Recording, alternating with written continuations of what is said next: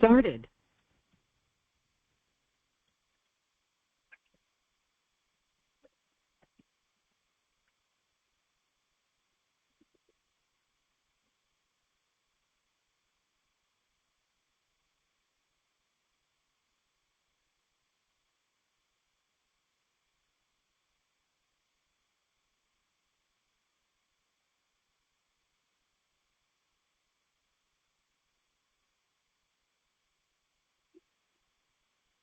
नमो लोये सौर्यन्तानं नमो लोये सौर्यदानं नमो लोये सौभागिर्यानं नमो लोये सौज्यायानं नमो लोये सौत्रिकावती सावनं ओंकारमिन्दु संयुक्त नित्यं जयन्ति योगिनः कामदमोक्षदं चैव ओंकाराय नमो नमः मङ्गलं भगवान् विष्णु मङ्गलं भूतमूर्ति मङ्गलं कुन्कुण्डारि विजेन्द्रमोसुमङ्गलं नमः समरिसाराय स्वानुभूत्या चकास्ते स्वभावाय भवाय सर्वः विभाव निराधार।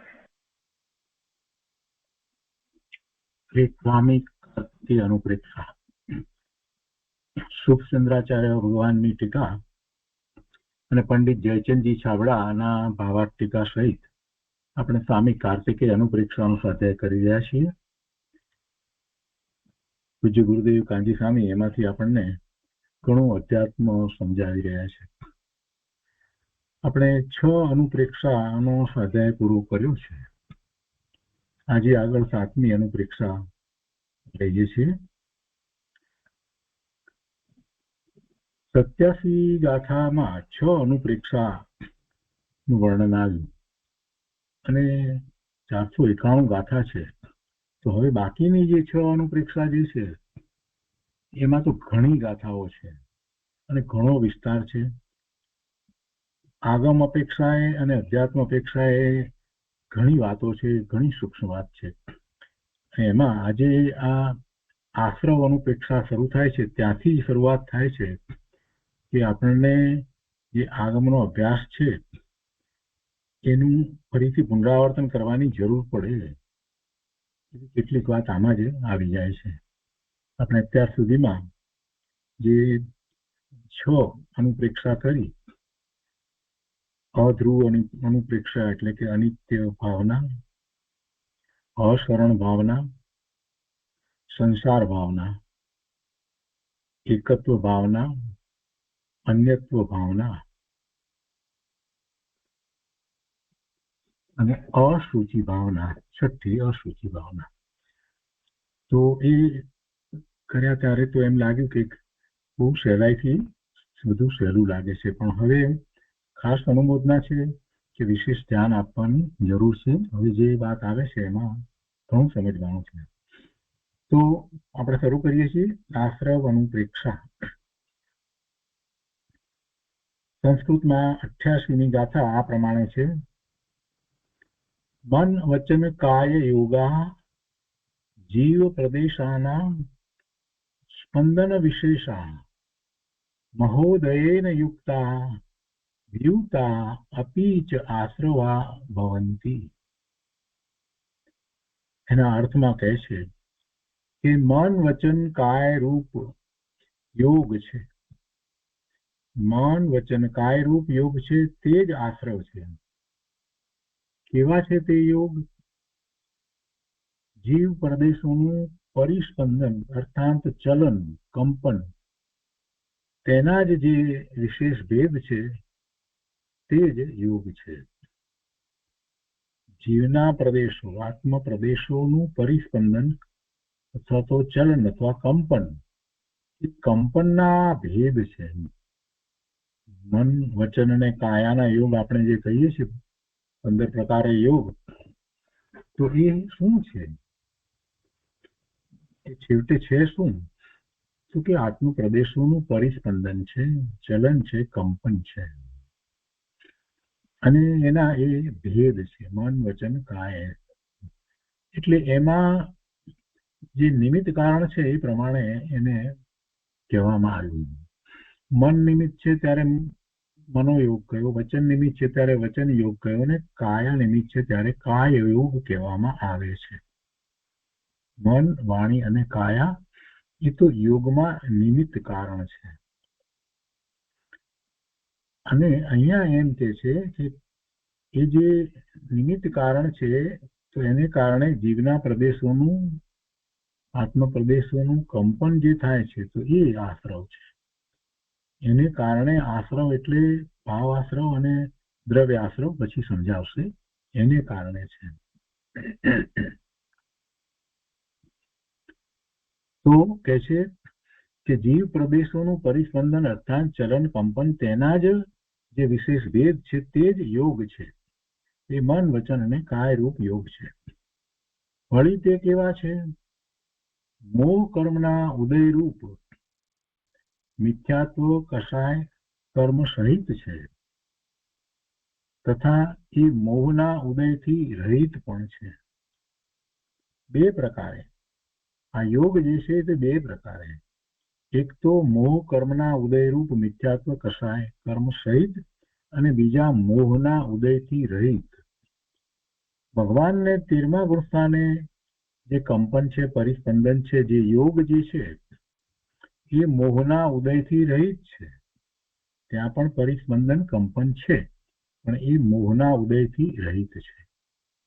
અને એની પહેલા આજના ગુણસ્થાનનો વિચાર કરીએ છીએ ત્યારે એ મોહ કર્મના ઉદયરૂપ મિથ્યાત્વ કષાય કર્મ સહિત છે. 10મા ગુણસ્થાન સુધીનો વિચાર જ્યારે કરીએ છીએ ત્યારે એ વાત આવે છે અને એ વાતને પછી આગળ સમજાવે છે.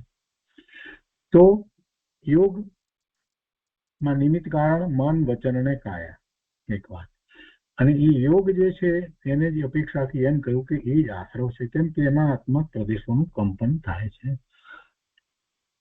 અને એ યોગ આ મન વચન કાયા એમ જે કહેવામાં આવ્યું એ તો એના ભેદ દર્શાવવા માટે કેમ કે એમાં નિમિત્ત શું છે એ અપેક્ષાથી મળી. વળી બીજી વાત એમ લીધી કે એ કંપન જે છે પરિસ્પંદન જે છે એ મિથ્યાત્વ કષાય કર્મ સહિત અને એના રહિત પણ હોય. કંપન બંને રીતે હોય. એક કંપન ભગવાનનું કંપન છે તે મોહના ઉદય રહિત છે ભગવાનના આત્મ પ્રદેશનું.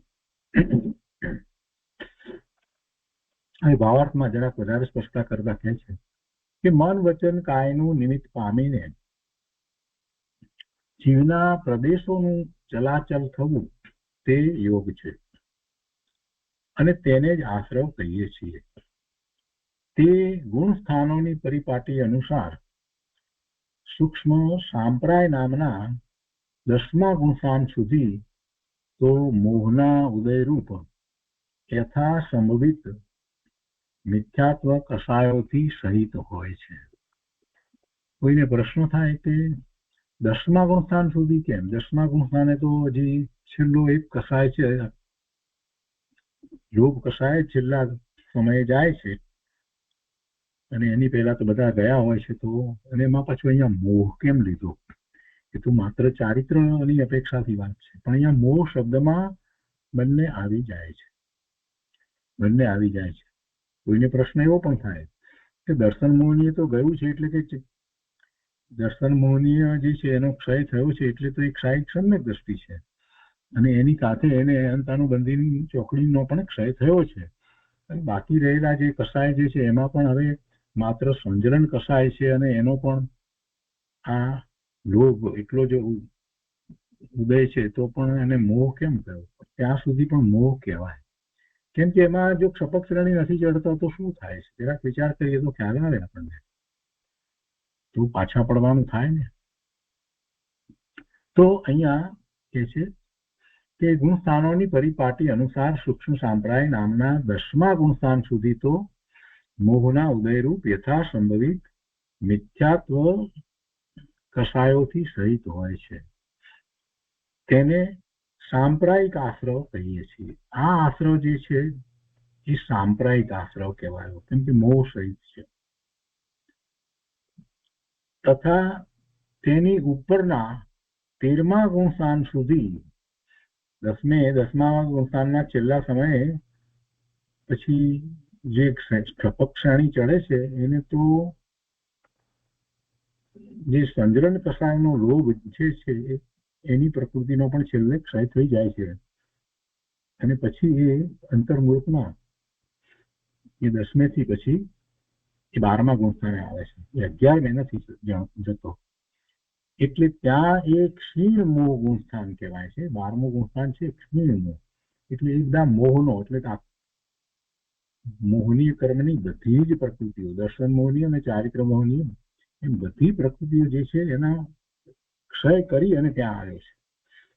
એ 12મા ગુણસ્થાનની દશા છે, ક્ષીણ મોહની દશા. અને ક્ષીણ મોહની દશા જે જયારે 12મા ગુણસ્થાન છે ત્યાં એને બીજું શુક્લ ધ્યાન પ્રગટે છે ને પછી 13મા ગુણસ્થાને આવે છે. તો 13મા ગુણસ્થાન સુધી એ એમ કહ્યું કે એને જે યોગ જે છે એ મોહના ઉદય રહિત છે. 10માંથી ઉપર એટલે 12મે 13મે ત્યાં પણ એને યોગ છે. તો 13મા ગુણસ્થાન સુધી મોહના ઉદય રહિત યોગ છે એની વાત છે. 14મે ગુણસ્થાને યોગ જાય છે. તો તેને આ યોગ જેમાં મોહ નથી એ યોગને ઈર્યાપથ આશ્રવ કયો. જ્યાં મોહ છે ત્યાં જે આશ્રવ કયો એ સાંપ્રાયિક આશ્રવ કયો. એ સાંપ્રાયિક આશ્રવ કયો અને એ પછીથી જે યોગ જે છે તે 13મા ગુણસ્થાન સુધી 10માંથી ઉપર, તો એ યોગ એ ઈર્યાપથ આશ્રવ છે. આ ઈર્યાપથ આશ્રવ અને સાંપ્રાયિક આશ્રવ એ બેમાં ફેર શું થાય આપણને ખ્યાલ આવી જાય છે કે સાંપ્રાયિક આશ્રવ છે એમાં જે કર્મ બંધાય છે તો એ મોહ છે એટલે એને પ્રકૃતિ પ્રદેશની સાથે એને અનુભાગ અને સ્થિતિબંધ પણ હોય. પણ ઉપરના ગુણસ્થાનની અંદર, એથી ઉપરના ગુણસ્થાનની અંદર જયારે એમ કહેવામાં આવ્યું કે એને હવે કોઈ કસાય રહ્યા નથી, મિથ્યાત્વ પૂરેપૂરું ટળી ગયું છે, એવી જયારે દશા છે, તો જે યોગને કારણે જે કર્મ બંધાય એને સ્થિતિબંધ નથી હોતો અને અનુભાગ બંધ પણ નથી હોતો. એટલે ઈર્યાપથ આશ્રવ જો થાય તો સ્થિતિ ને અનુભાગ બંધ હોય નહીં. કર્મમાં ઈર્યાપથ આશ્રવ થાય તો સ્થિતિ અનુભાગ બંધ હોય નહીં. પણ એ પહેલા નો જે છે તે સાંપ્રાયિક આશ્રવ કહીએ છીએ, તો એમાં સ્થિતિ અને અનુભાગ બંધ હોય છે. આ તો અહીંયા આશ્રવની વાત આવી એટલે આપણે કર્મની વાત જ લેવાની છે ને, કે કર્મ બંધ પડે છે, આશ્રવ થયો એટલે આવ્યો અને રહી જશે એટલે બંધ થશે. એટલે અહીંયા કર્મબંધની વાત સાથે એના સંબંધમાં છે એટલે આપણે એ સાથે લઈ જઈશું. ફરીથી વાંચીએ, બધી વાતને સ્પષ્ટ કરીએ. અહીંયાથી જ શરૂઆત કરવાની છે. આગમમાં જે કંઈ આપણે ભણ્યા છીએ, આપણે 13 ગુણસ્થાન પણ બહુ સારી રીતે સમજ્યા છીએ. દ્રવ્ય સંગ્રહના સ્વાધ્યાય વખતે ખૂબ એનો વિચાર પણ કર્યો છે. તો શું કહે છે ભાવાર્થમાં કે મન વચન કાયાનું નિમિત્ત પામીને જીવના પ્રદેશોનું ચલાચલ થવું તે યોગ છે એક વાત, અને તેને જ આશ્રવ કહીએ છીએ.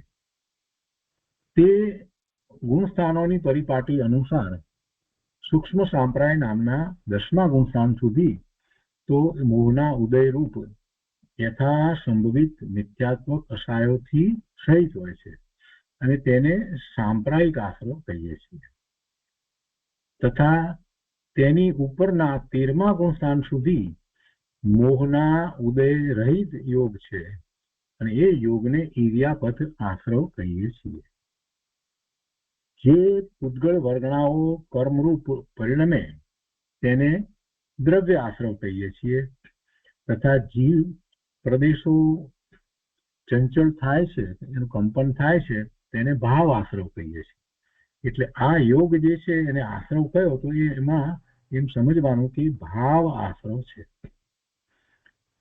જીવના પ્રદેશોનું ચલાચલ થવું તે યોગ છે અને તેને જ આશ્રવ કહીએ છીએ, એટલે એ જ ભાવ આશ્રવ છે. પેલો દ્રવ્ય આશ્રવ જે છે એ તો આત્માથી જુદો ભિન્ન છે. દ્રવ્ય આશ્રવ તો પૂતગળ વર્ગણાઓ જે છે, કાર્મણ વર્ગણાઓ જે છે ને એને વિશે છે. એનું અહીંયા આત્મપ્રદેશોની નજીક આવવું એ દ્રવ્ય આશ્રવ છે. દ્રવ્ય આશ્રવમાં તો દ્રવ્ય જુદું છે, એ આત્મા નથી, એ દ્રવ્ય જુદું છે, કાર્મણ વર્ગણાઓ છે. જ્યારે ભાવ આશ્રવની અંદર જે છે તે શું છે તો કે આત્મપ્રદેશોનું કંપન છે. આ પોતાના દ્રવ્યની અંદર ચંચળતા થવી, કંપન થવું, પરિસ્પંદન થવું, એને આશ્રવ કહેવામાં આવ્યું. શરૂઆત જ ત્યાંથી કરીને કે યોગ જે છે તે આશ્રવ છે, એમ તો કહ્યું. શરૂઆત તો ત્યાંથી કરી.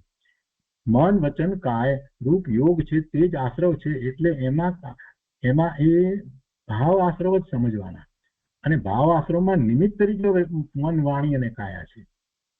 એટલે પહેલા ફોકસ એની ઉપર જ કરવાનું કે ભાવ આશ્રવની મુખ્યતાથી વાત છે, અને પછી દ્રવ્ય આશ્રવ જે છે એ હોય છે. હવે આગળ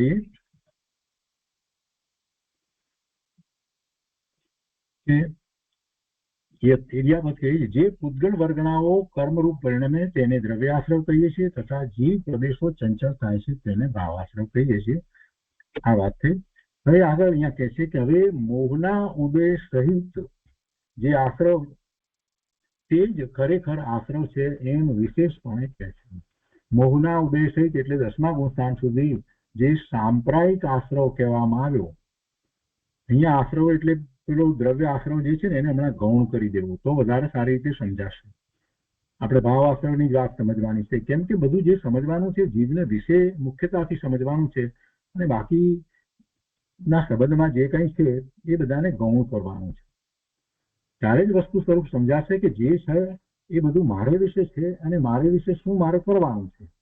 તો સાંપ્રાયિક આશ્રવ મને થાય છે, મારા પરિણામ સાંપ્રાયિક આશ્રવમાં થયા, એટલે કંપન મારા આત્મ પ્રદેશોમાં થયું. અને એ મોહના ઉદય સહિત છે, એટલે એમાં સૂક્ષ્મ મોહ તો છે, અને જો સમ્યક દર્શન નથી થયું તો ખૂબ મોહ છે. તો એવા મોહના ઉદય સહિત જે સાંપ્રાયિક આશ્રવ જે છે, એના સહિતનું જે કંપન છે સાંપ્રાયિક આશ્રવ છે. તો એ જ ખરેખર એ જ આશ્રવ છે એમ કેવું છે. અહીંયા મોહના ઉદય સહિત જે આશ્રવ છે તે જ ખરેખર આશ્રવ છે એમ વિશેષપણે કહેવામાં આવે છે. તો 89ની ગાથાની અંદર અહીંયા કહે છે કે મોહ વિપાક વશાત એ પરિણામા ભવંતી જીવસ્ય તે આશ્રવા મન્યસ્વ મિથ્યાત્વાદહ્ય અનેક વિધા.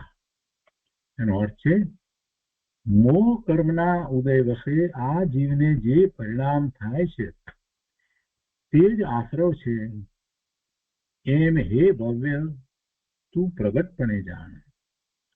તે પરિણામ મિથ્યાત્વ આદિ અનેક પ્રકારના છે.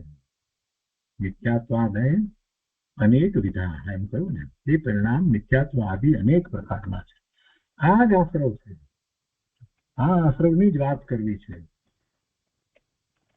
બે આશ્રવની વાત લીધી. એ બે આશ્રવમાંથી જે 13મા ગુણસ્થાન ને એની ઉપર એ ઇરિયાપથ આશ્રવ છે એનું તો કઈ મહત્વ જ નથી. એ તો ભગવાનને છે તો એ તો ઠીક છે, એમાં સ્થિતિ બંધ કે અનુભાગ બંધ પણ પડતો નથી. એક સમયનું એ બંધન થવું એ કઈ બંધ જ નથી. પણ આ સાંપ્રાયિક જે આશ્રવ છે એ જ મુખ્ય આશ્રવ છે, અને એ જીવના પ્રદેશોના કંપનને કારણે છે. પછી દ્રવ્ય આશ્રવ થાય છે. એટલે મુખ્ય એ છે. ત્યારે એમાં એમ કે છે આ 89ની ગાથામાં કે ભાઈ આ વાતને તું સમજ બરાબર. એ મોહના ઉદય સહિતનો જે આશ્રવ જે છે તે આશ્રવ સાંપ્રાયિક આશ્રવ તો કે છે કે મોહ કર્મના ઉદય વશે આ જીવને જે પરિણામ થાય છે તે જ આશ્રવ છે. કોઈને જરા કેમ થાય કે અહીંયા પરિણામને કેમ આશ્રવ કહું, પણ પરિણામ જે થાય છે ત્યારે એને શું છે, આત્મ પ્રદેશોનું કંપન છે ને, તો એ આશ્રવ છે એમ કેવું છે. એટલે કહે છે કે ભગત તું પ્રગટપણે જાણ, તે પરિણામ મિથ્યાત્વ આદિ અનેક પ્રકારના છે. ભાવાર્થમાં કહે છે કે કર્મબંધનું કારણ આશ્રવ છે. તે મિથ્યાત્વ, અવિરતિ, પ્રમાદ, કષાય અને યોગ એમ 5 પ્રકારના કારણ છે. કર્મબંધના કારણમાં આપણે 5 પ્રકાર લઈએ છીએ. મિથ્યાત્વ, અવિરતિ, પ્રમાદ, કષાય અને યોગ એમ 5 પ્રકાર જે કર્મબંધના કારણમાં કહેવામાં આવ્યા.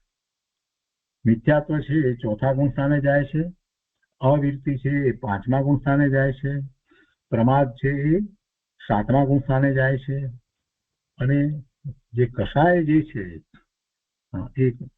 એ 12મા ગુણસ્થાને જાય છે, એટલે બીજી રીતે કહીએ તો આપણે 13મા ગુણસ્થાને આવી જાય છે, ત્યારે કષાય રહેતું હોય છે. અને યોગ 14મા ગુણસ્થાને જાય છે. પણ હવે યોગ રહ્યો છે 13મા ગુણસ્થાને તો પણ શું છે, એથી કર્મ બંધ થશે, પણ એ કર્મ બંધનો કોઈ અર્થ નથી.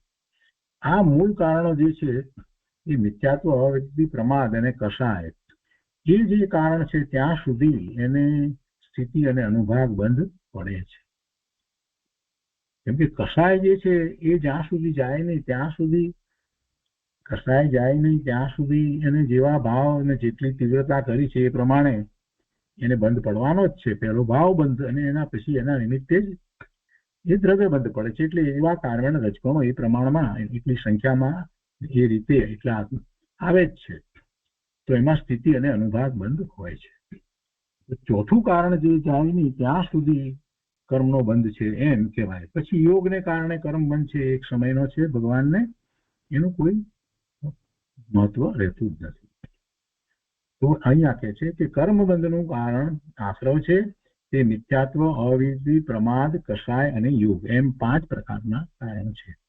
તેમાં સ્થિતિ અનુભાગ રૂપ બંધના કારણ, સ્થિતિ બંધ અને અનુભાગ બંધના કારણ તો મિથ્યાત્વ આદિ 4 જ છે. મિથ્યાત્વ આદિ 4 જ છે, એટલે મિથ્યાત્વ, અવિદ્યા, પ્રમાદ અને કષાય એ 4 જ છે. અને તે મોહ કર્મના ઉદયથી થાય છે.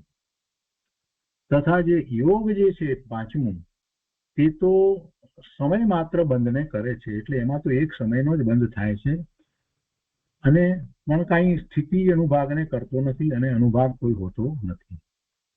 તેથી તે બંધના કારણમાં મુખ્ય નથી, પ્રધાન નથી. યોગ છે તે બંધના કારણમાં મુખ્ય નથી.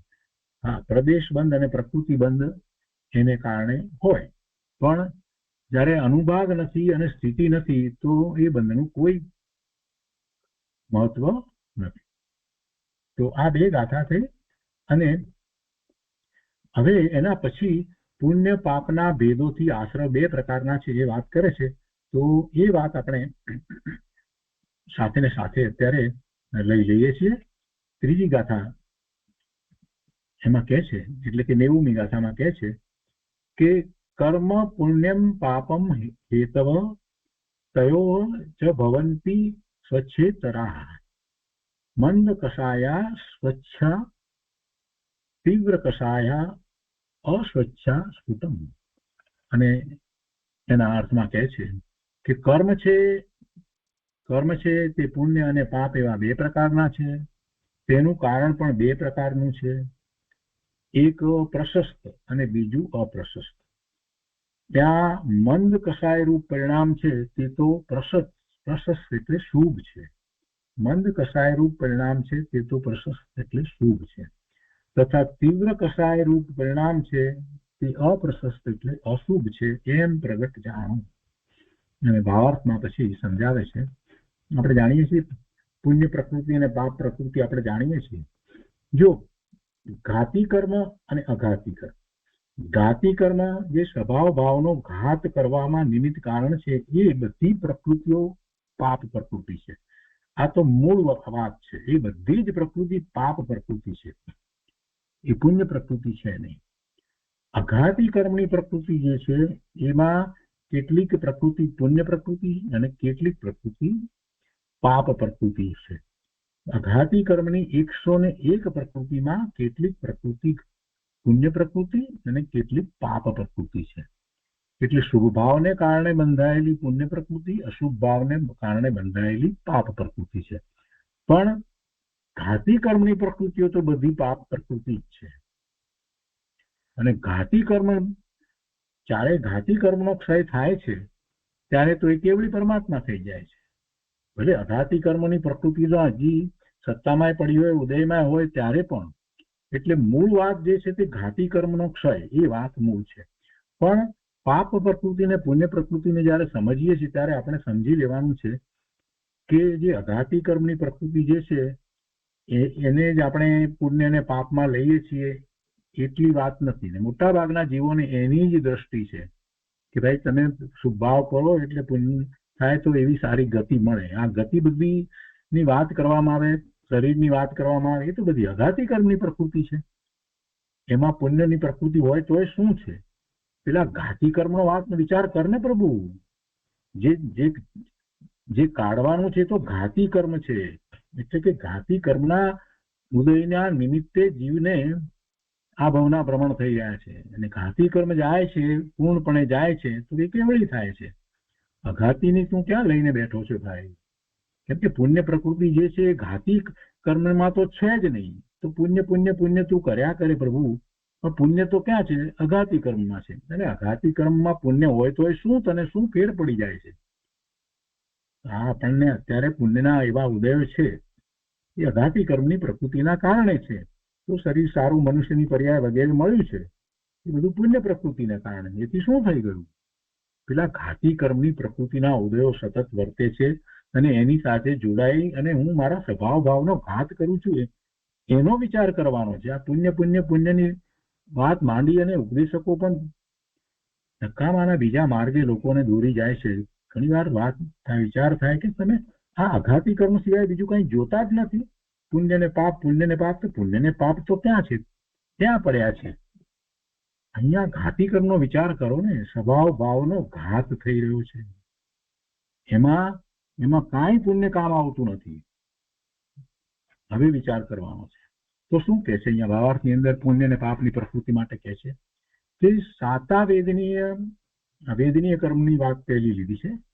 તો વેદનીયમાં અસાતા અને સાતા બે પ્રકારની પ્રકૃતિ હોય, બે જ પ્રકૃતિ હોય. તેમાં જે સાતા વેદનીય જે છે એ પુણ્ય પ્રકૃતિ.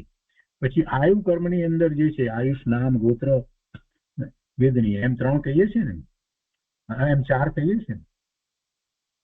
તો એમાં આયુ જે છે, તો એ આયુ જે ગતિ જે થઈ છે, જેનું આયુષ બંધાયું છે તે, તો એમાં મનુષ્ય અને દેવના આયુષને સામાન્ય રીતે એને શુભ કહેવામાં આવે છે. ક્યારેક કોઈક અપેક્ષાએ એમાં તિર્યંચ પણ ગણે છે. તો સાતા વેદનીય, પછી શુભ આયુ, પછી ઉચ્ચ ગોત્ર અને નીચ ગોત્ર, એમાં પણ બે જ પ્રકૃતિ છે. એ પણ પુણ્ય પ્રકૃતિ છે. સાતા વેદનીય, શુભ આયુ, ઉચ્ચ ગોત્ર. અને નામ કર્મની જે ત્રાણુ પ્રકૃતિ જે છે, નામ કર્મની ત્રાણુ પ્રકૃતિ જે છે, એમાંની કેટલીક પ્રકૃતિ પુણ્ય પ્રકૃતિ છે અને કેટલીક પ્રકૃતિ પાપ પ્રકૃતિ છે. એટલે એમાં શુભ નામ કર્મની પ્રકૃતિ તરીકે જે રહેવાય, એ બધી શુભ જે છે એ બધી પુણ્ય પ્રકૃતિ છે. એ પ્રકૃતિઓ પુણ્ય એટલે શુભ રૂપ છે. એમાં બીજું કાંઈ શુભ થતું નથી. એ પુણ્ય પ્રકૃતિ છે એટલે કેટલીક અનુકૂળતા વગેરે હોય છે. અને આગળ કહે છે હવે તથા બાકીના આ શુભ પ્રકૃતિ સિવાય બાકીની જે પ્રકૃતિઓ જે છે અશુભ, બાકીની આ જે ચારમાં સાતા વેદની અશુભ ગતિ, અશુભ આયુ, નીચ ગોત્ર અને ત્રાણુ પ્રકૃતિઓમાંની કેટલીક પાપ પ્રકૃતિઓ નામકર્મની, એ બધી બાકીની, એ બાકીના ચાર એ પ્રકૃતિઓ જે છે એ અને ઘાતી કર્મની પ્રકૃતિ, એ બધું એ બધી પાપ પ્રકૃતિ છે. એટલે પહેલા અહીંયા કહે છે કે તે ચાર ઘાતી કર્મ, બાકીના એટલે ચાર ઘાતી કર્મો અને અસાતા વેદનીય, નરકાયુ, નીચ ગોત્ર અને અશુભ નામ, એ બધી પ્રકૃતિઓ પાપ રૂપ છે. એમાં આ મૂળ પહેલા પકડવાનું આ છે. બાકીના ચાર ઘાતી કર્મો એ ઠીક છે. આ અઘાતી કર્મમાં અસાતા વેદનીય, નરકાયુ લીધું છે, તિર્યંચ આયુ આમાં નથી લીધું, પણ બે રીતે ગણવામાં આવે છે. તિર્યંચ આયુ પણ કઈ શુભ પ્રકૃતિ તો નથી જ. નીચ ગોત્ર અને અશુભ નામ પ્રકૃતિઓ જેટલી છે તે એ બધી એ પ્રકૃતિઓ પાપ રૂપ છે. અને તેમના કારણરૂપ આશ્રવ પણ, હવે આ બે પ્રકાર થયા, તો એમના કારણરૂપ આશ્રવ પણ બે પ્રકારે થાય છે. બે પ્રકારના આશ્રવ છે. ત્યાં મંદ કસાય રૂપ પરિણામ છે તે તો પુણ્ય આશ્રવ છે, એટલે એને કારણે જે દ્રવ્ય આશ્રવ થાય એમાં પણ એવા કર્મણ રજકણો આવે છે. તથા જે તીવ્ર કસાય રૂપ પરિણામ છે તે પાપ આશ્રવ છે, અપ્રશસ્ત ભાવને કારણે. તો એ તીવ્ર કસાય રૂપ પરિણામ છે તે પાપ આશ્રવ છે. તો એવા દ્રવ્ય આશ્રવમાં એવા કર્મણ રજકણો આવે છે. તો આપણે આ ત્રણ ગાથાઓ પર પૂજ્ય ગુરુદેવ કાંજી સ્વામીએ જે વિસ્તાર કર્યો છે એ આપણે લઈએ છીએ. પછી મંદ અને તીવ્ર કસાયના જે પ્રગટ દ્રષ્ટાંત છે એ પછીથી આપણે લઈશું.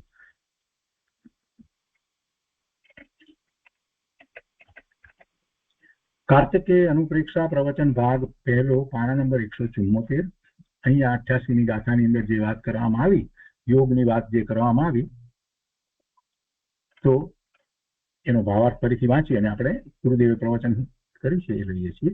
મન વચન કાયાનું નિમિત્ત પામીને જીવના પ્રદેશોનું ચલાચલ થવું તે યોગ છે અને તેને જ આશ્રવ કહીએ છીએ. એટલે ભાવ આશ્રવ સમજવું. તે ગુણસ્થાનની પરિપાટી અનુસાર સૂક્ષ્મ સાંપ્રાય નામના 10મા ગુણસ્થાન સુધી તો મોહના ઉદયરૂપ યથા સંભવિત મિથ્યાત્વ કષાયોથી સહિત હોય છે. તેને સાંપ્રાયિક આશ્રવ કહીએ છીએ. આ સાંપ્રાયિક આશ્રવ તથા તેની ઉપરના 13મા ગુણસ્થાન સુધી મોહના ઉદય વિના, મોહના ઉદય રહિત યોગ છે. તેને ઇરિયાપત આશ્રવ કહીએ છીએ. જે ઉદ્ગણ વર્ગણાઓ કર્મરૂપ પરિણમે છે તેને દ્રવ્ય આશ્રવ કહીએ છીએ. તથા જીવના પ્રદેશો ચંચળ થાય છે, એનું કંપન થાય છે, તેને ભાવ આશ્રવ કહીએ છીએ. અને આગળ હવે મોહના ઉદય સહિત જે આશ્રવ છે તે જ ખરેખર આશ્રવ છે એમ વિશેષપણે કહે છે. તો ગુરુદેવ એને સમજાવે છે કે મન વચન કાયા તો જડ છે, તેની વાત નથી. તો પહેલી જ વાત ગુરુદેવે શું લીધી? મન વચન કાયા તો જડ છે, તેની વાત નથી, પણ આત્માના પ્રદેશોનું કંપન તે યોગ છે, તે આશ્રવનું કારણ છે. એ ભાવ આશ્રવ, એ આશ્રવનું કારણ છે ને એટલે કર્મ બંધનું કારણ થાય છે. તે પ્રદેશોના કંપન વખતે મનનું અવલંબન હોય તો મનોયોગ કહેવાય, વચનનું અવલંબન હોય તો વચન યોગ કહેવાય, કાયાનું અવલંબન હોય તો કાયા યોગ કહેવાય. એટલે મન, વચન અને કાયા એ તો નિમિત્ત કારણ છે. તેમાં આત્મ પ્રદેશોના કંપનમાં. એટલે એને મનોયોગ, વચન યોગ અને કાયા યોગ કહીએ છીએ આપણે. 15 પ્રકારના યોગ કહીએ છીએ, પણ એ યોગ જે છે એ તો આત્મ પ્રદેશોનું કંપન છે. અને મન, વાણી અને કાયા એમાં નિમિત્ત કારણ છે. કેમ કે મન, વાણી, કાયા તો જડ છે. હવે કે છે કે યોગ નવા કર્મ આવવાનું છિદ્ર છે. કેમ કે આશ્રવ થયો એટલે આવ્યું અને પછી બંધ પડે. એટલે યોગ જે છે એને કારણે કર્મ આવે, એટલે નવા કર્મ આવવાનું એ છિદ્ર છે. દયાદાન આદિના પરિણામ તે જ ખરેખર મલિન પરિણામ છે. તેથી કર્મના પરમાણુ આવે છે, એટલે આશ્રવ થાય છે. તો આશ્રવનું અંતરંગ કારણ શું? આશ્રવનું અંતરંગ કારણ તો મિથ્યાત્વ, રાગ, દ્વેષ છે. અને બહિરંગ કારણ જે છે તે આ યોગ છે. મન, વાણી, કાયાના યોગ કહેવામાં આવ્યા, એ બહિરંગ કારણ કહેવાય. આશ્રવનું અંતરંગ કારણ તો મિથ્યાત્વ અને રાગ, દ્વેષ છે. અને બહિરંગ કારણ યોગ છે. નીચલી ભૂમિકામાં પહેલે ગુણસ્થાને મિથ્યા દ્રષ્ટિને મિથ્યાત્વ સહિતના આશ્રવના પરિણામ છે. હું દયાદાન જેટલો છું એવી ભ્રાંતિ તે મિથ્યાત્વ છે. એ મિથ્યાત્વ છે. અનેક પ્રકારે મિથ્યાત્વના આપણે ભેદ જાણીએ છીએ, બધું 5 પ્રકારના એ બધું જાણીએ છીએ. તો એ મિથ્યાત્વ અવ્રત કષાય એ કષાયના ભેદ છે. એ કર્મબંધના કારણ છે. પણ એને ગુરુદેવ તો કષાયના ભેદ જ કહે છે. કેમ કે ત્યાં સુધી એને કષાય છે ને. મિથ્યાત્વ અવિરતિ અને પછી અહીંયા પ્રમાદ નથી લીધું. પ્રમાદમાં કેટલીક વખત નથી લેવામાં આવતું ને કેટલાક શાસ્ત્રમાં પ્રમાદને એટલું મહત્વ નથી આપવામાં આવતું. એનું કારણ એ છે કે પ્રમાદ 6થા ગુણ સ્થાને છે, 7મા ગુણ સ્થાને પ્રમાદ નથી, અપ્રમદ છે. પણ પાછા 7મેથી 6થે આવે છે એટલે પ્રમદ થયા, પછી પાછા 6થેથી પાછા 7મે જાય છે તો અપ્રમદ થાય છે. એટલે એ અપેક્ષાથી 6થે 7મે થાય છે, પ્રમદ અપ્રમદ થાય છે. એટલે કેટલીક વખત એને એટલું મહત્વ નથી આપતા, કેટલીક વખત એને લખવામાં નથી આવતું. એટલે મુખ્ય શું રહ્યા? મિથ્યાત્વ, અવિરત અને કષાય. એ 3 મુખ્ય રહ્યા. 5માંથી 3 મુખ્ય રહ્યા. અને કષાય છેલ્લે જાય છે. એટલે મિથ્યાત્વ છે ત્યારે કષાય તો છે જ ને. મિથ્યાત્વ એ જ મૂળ કષાય છે. અવ્રત છે ત્યારે પણ કષાય તો છે ને. કષાય તો એ કષાયના જ ભેદ છે એમ ગુરુદેવે અહીંયા તો કહી દીધું કે મિથ્યાત્વ, અવિરત, કષાય એ કષાયના ભેદ. હવે કહે છે કે સમ્યક દર્શન થયા પછી મિથ્યાત્વનો આશ્રવ નથી, પોતાની ભૂમિકા અનુસાર આશ્રવ છે.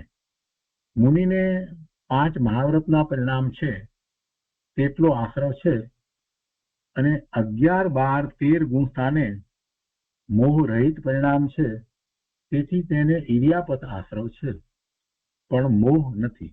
હવે જો અહીંયા 11, 12, 13મા ગુણ સ્થાને યથાખ્યાત ચારિત્ર પણ કહેવામાં આવે છે, અને અહીંયા એમ કહ્યું કે ઇરિયાપત આશ્રવ છે, તો બરાબર છે, કેમ કે 11મે ભલે એ મોહનીય કર્મની છેલ્લી પ્રકૃતિની વાત આપણે જે કરતા હતા, દર્શનનું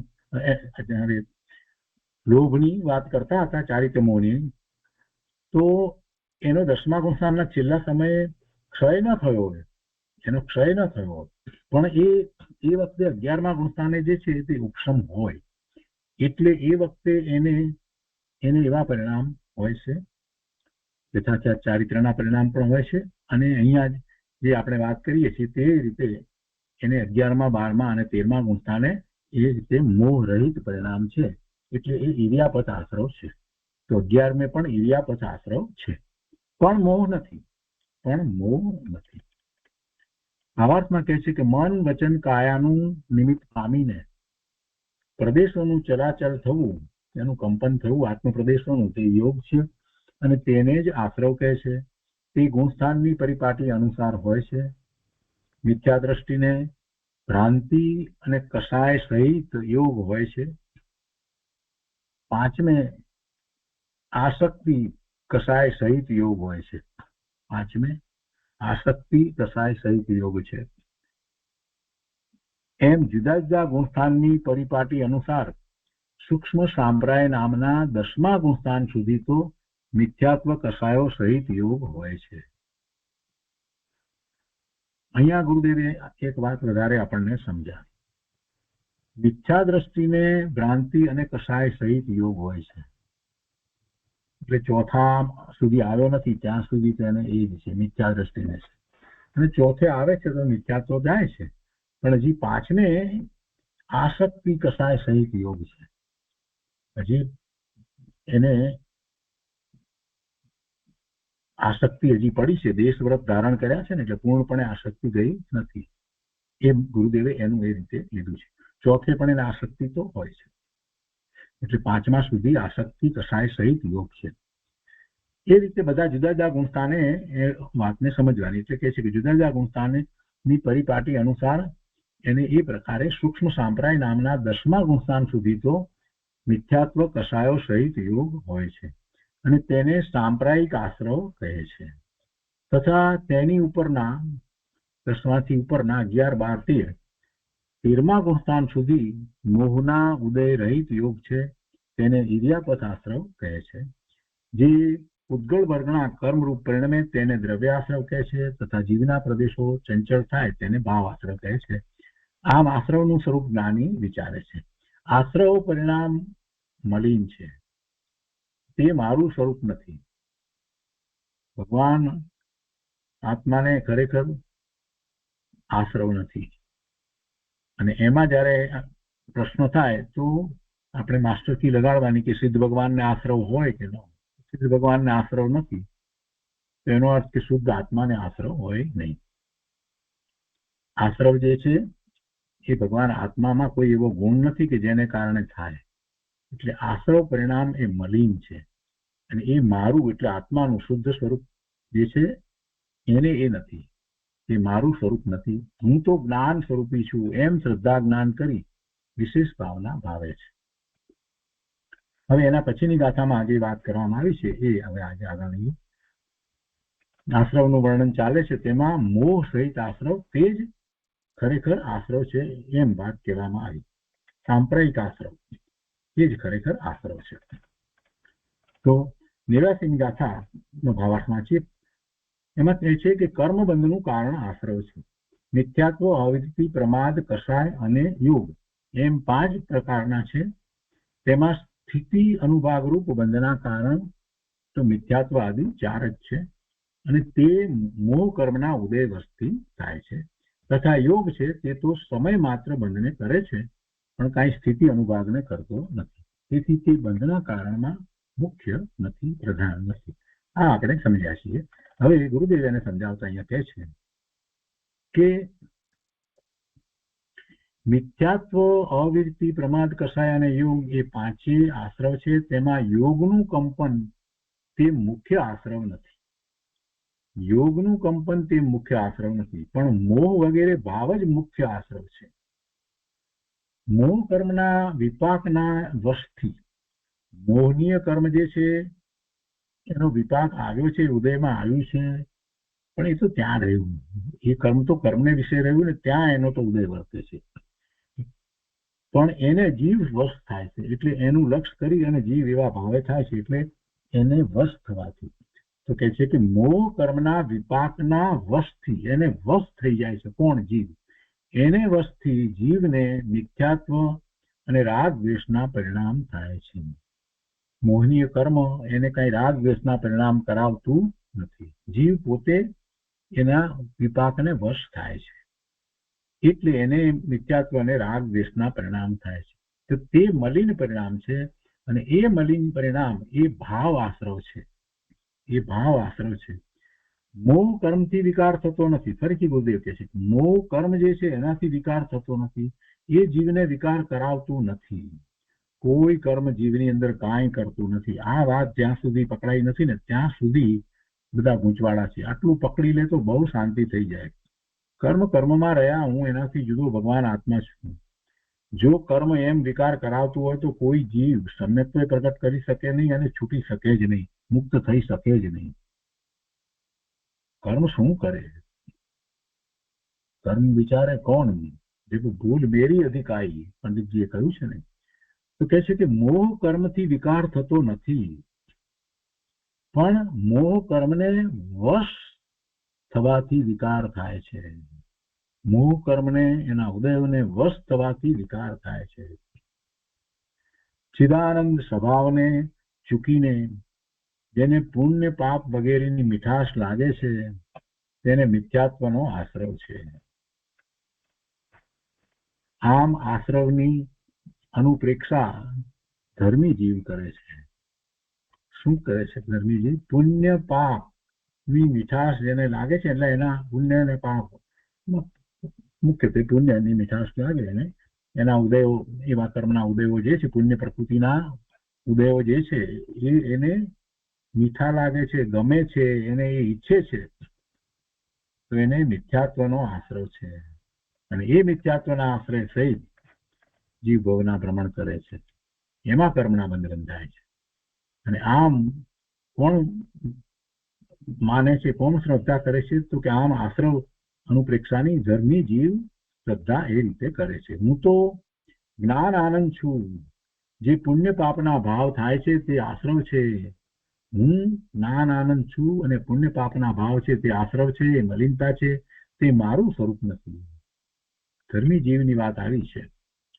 હે ભવ્ય, તું પ્રગટપણે એમ જાણ કે આત્માને જે મિથ્યાત્વ અને રાગ આદિના મલિન પરિણામો થાય છે તે જ આશ્રવ છે.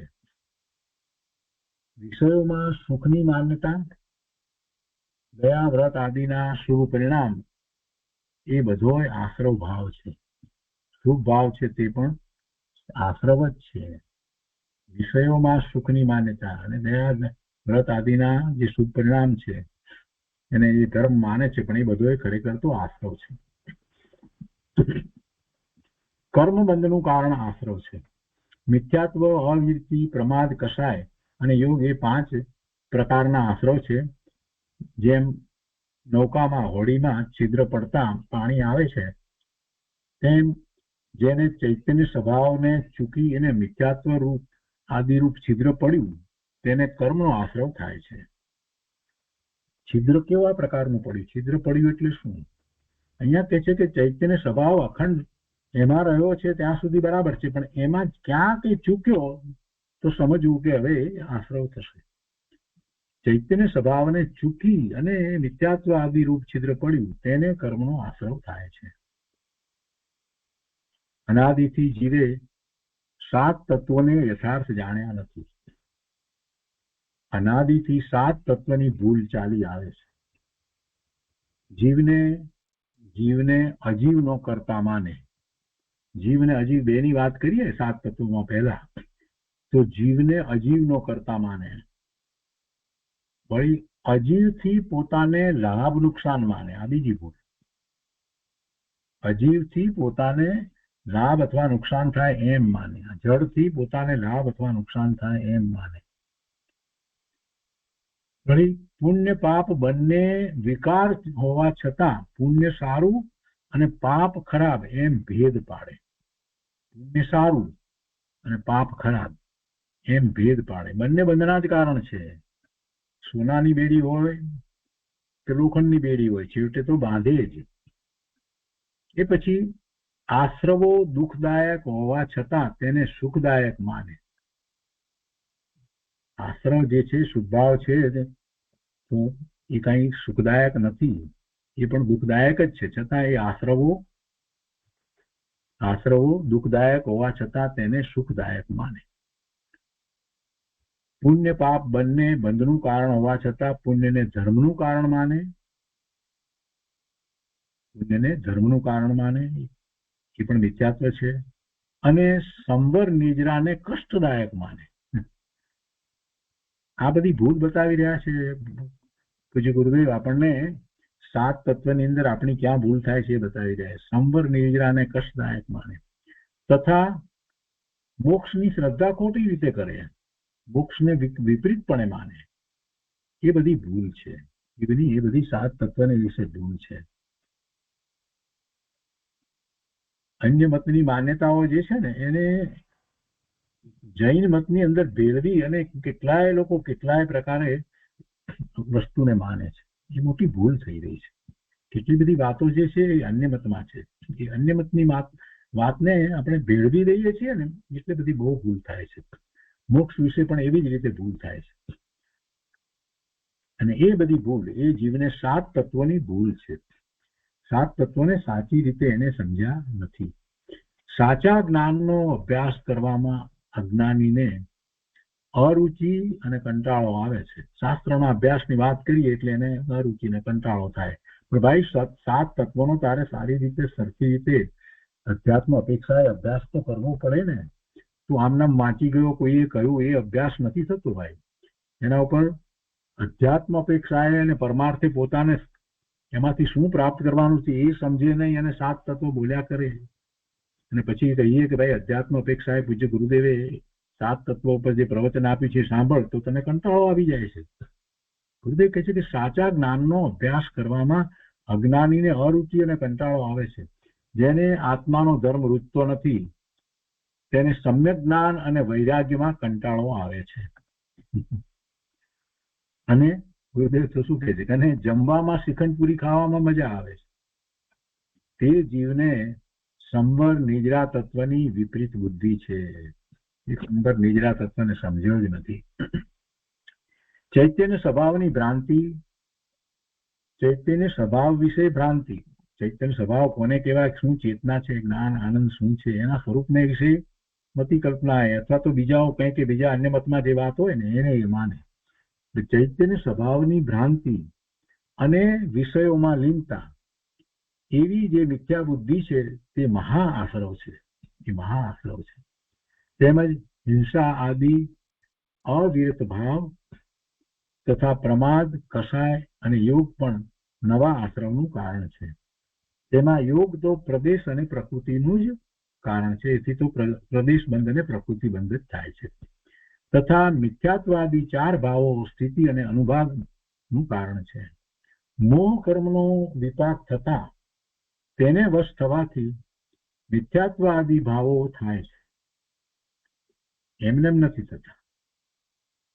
મોહની કર્મનો ઉદય તો સતત વર્તે જ છે, પણ એને વશ થાય છે ત્યારે મિથ્યાત્વાદી ભાવો થાય છે. થોડીક જાગૃતિ રાખીએ તેનું પ્રમાણ ઘટી જાય, એનું પ્રમાણ ઘણું ઘટી જાય. અને એવી જાગૃતિ રાખવા માટે આધાર શું આપણી પાસે? સમ્યક દર્શન જેને નથી થયું એની પાસે શું આધાર છે કે એવી જાગૃતિ રાખે જેથી એને મોહનો વિપાક હોય છતાં પણ એને એટલા આશ્રવ ન થાય? આધાર એ જ છે જીનવાણી, બીજો કોઈ આધાર નહીં. જ્યાં સુધી અનુભૂતિ નથી થઈ ત્યાં સુધી જીનવાણી આધાર છે, અને અનુભૂતિ થયા પછી પણ જીનવાણી જ આધાર છે. સતત જીનવાણીનો વિચાર કર્યા કરે, સતત જીનવાણીનો જ વિચાર અંતરમાં રહ્યા કરે, તો એને મોહ કર્મના ઉદયો વખતે એટલા તીવ્ર આશ્રવ થતા નથી, બંધ પડતા નથી. મોહ કર્મનો વિપાક થતા તેને વશ થવાથી મિથ્યાત્વ આદિ ભાવો થાય છે. જો એ જીનવાણીનો વિચાર કરે તો એને એ વશ નહીં થાય, ઓછો વશ થશે. કર્મ તો પર પદાર્થ છે, કર્મ તો પર પદાર્થ છે, તે જીવને કાંઈ પણ નુકસાન કરતું નથી. આ વાત બેસાડવાની છે. સંપ્રદાયની અંદર આ વાત નથી ચાલતી. બધું કર્મથી થાય, કર્મથી થાય એવી વાત કરી અને વધારે અભ્યાસ જ નથી કરતા, સમજવાનો પ્રયત્ન જ નથી કરતા. કેટલાક એમાં એવા ઉપદેશકો હોય છે કે જેમને ખૂબ અભ્યાસ હોય છે, પણ એમની વાતને સાંભળવા જતા નથી. એ એવી વાત કરે છે, નથી કરતા એવું નહીં કે ભાઈ કર્મ તને નથી નુકસાન કરતા, નુકસાન જે થઈ રહ્યું છે તને તારા ભાવને કારણે થઈ રહ્યું છે, તું કર્મને વસ્ત થઈ અને નુકસાન કરે છે. આવી વાત સંપ્રદાયમાં ક્યાંક ક્યાંક મળે છે, પણ એની વાતને સાંભળવા લોકો જતા નથી. શાસ્ત્રનો અભ્યાસ સાથે ને સાથે ન કરીએ તો કોઈ પ્રવચનકાર આપણને કાંઈ આપી શકે નહીં. જે પ્રવચનકાર જે કાંઈ આપણને આપવા માંગે છે એનો સાથે ને સાથે આપણે અભ્યાસ તો કરવો જ પડે. એટલે તો ગુરુદેવ એમની સભામાં બેસીએ ત્યારે શાસ્ત્ર લઈને બેસવું એ નિયમ બતાવતા. શાસ્ત્ર લીધા વગર બેસાતું નહીં સભામાં. કર્મ તો પર પદાર્થ છે, તે જીવને કાંઈ પણ નુકસાન કરતું નથી. આત્મા પોતે સ્વભાવને ચૂકીને મોહને તાબે થાય ત્યારે વિકાર થાય છે. એક ઉદાહરણ આપીને ગુરુદેવ વાત સ્પષ્ટ કરે છે કે ચોખા ક્યાં પાક્યા? ચોખા તો ચોખામાં પાક્યા. તે કઈ ખાનારને રાગ કરાવતા નથી કે હવે પાકી ગયા છે તો તું ખા, ખાવા લાયક થયા છે એટલે તું ખા, એમ રાગ કરાવે છે તું મને ખા. પણ જીવ પોતે રાગ કરે છે. તેમ મોહ કર્મને તાબે થઈને અજ્ઞાની જીવ મિથ્યાત્વાદી ભાવને કરે છે. તે મિથ્યાત્વાદી ભાવો જ આશ્રવ બંધનું મુખ્ય કારણ છે. યોગનું કંપન એક સમયના બંધને કરે છે, પણ તેનાથી સ્થિતિ કે અનુભાગ પડતો નથી. તેથી યોગનું કંપન બંધના કારણોમાં મુખ્ય નથી. મિથ્યાત્વાદી ભાવો જે મુખ્ય બંધના કારણો છે, મિથ્યાત્વાદી ભાવો જ મુખ્યના કારણો છે. અને એ પછીની ગાથા જે છે એમાં આ ગુરુદેવ સમજાવે છે. જે પુણ્ય પ્રકૃતિ ને પાપ પ્રકૃતિની વાત લીધી એમાં આપણે અહીંયા ભાવાર્થથી વાંચી લઈએ છીએ કે સાતાવેદની શુભાયુ, ઉચ્ચ ગોત્ર અને શુભ નામ એ પ્રકૃતિઓ તો પુણ્ય રૂપ છે, તથા બાકીના 4 ઘાતી કર્મો, પછી અસાતાવેદનીય, નરકાયુ, નીચ ગોત્ર અને અશુભ નામ એ બધી પ્રકૃતિઓ પાપ રૂપ છે. તેના કારણ રૂપ આશ્રવ પણ 2 પ્રકારના છે. તો ત્યાં મંદ કષાય રૂપ પરિણામ છે તે તો પુણ્ય આશ્રવ છે, તથા તીવ્ર કષાય રૂપ પરિણામ છે તે પાપ આશ્રવ છે. હવે પુણ્ય અને પાપ આશ્રવની વાત સમજાવે છે. ગુરુદેવ કહે છે અહીંયા કે શુભ અને અશુભ પરિણામોનું વર્ણન આગળ કરશે. અહીંયા ભાવાર્થની અંદર લીધી છે વાત, એ વાત આપણે જે વાંચી એ જ છે. હવે અહીંયા કહે છે કે શુભ આયુ વગેરે પુણ્ય પ્રકૃતિ શુભ ભાવથી બંધાય છે તે પણ આશ્રવ છે. શુભ આયુ વગેરે પુણ્ય પ્રકૃતિ શુભ ભાવથી બંધાય છે તે પણ આશ્રવ છે, વિકાર છે.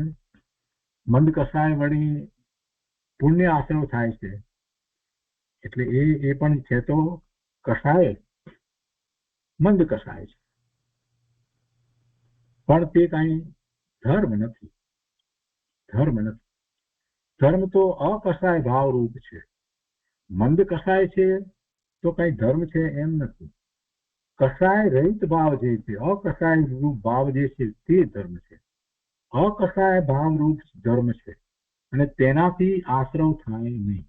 જેનાથી આશ્રવ ન થાય એ ધર્મ હોય, આશ્રવ થાય એ ધર્મ હોય નહીં. તમે તેવા તીર્થંકર નામકર્મની પ્રકૃતિ બંધાય તો પણ એ આશ્રવ કહેવાય, એને ધર્મ ન કહેવાય. એ વાત ગુરુદેવે જ સમજાવી છે, બીજા કોઈએ સમજાવી નથી. તીવ્ર કષાય રૂપ પાપ પરિણામથી અશુભ કર્મોનો આશ્રવ થાય છે. શુભ કે અશુભ બંને આશ્રવો વિકાર છે. બંને આશ્રવો વિકાર છે. હવે મંદ અને તીવ્ર કષાયના દ્રષ્ટાંતો કહે છે, તો એ હવે એના પછીની ગાથામાં એટલે 91મી ગાથામાં આવશે. તો આજનો સ્વાધ્યાય આપણે અહીંયા 90મી ગાથા સુધી રાખીએ છીએ.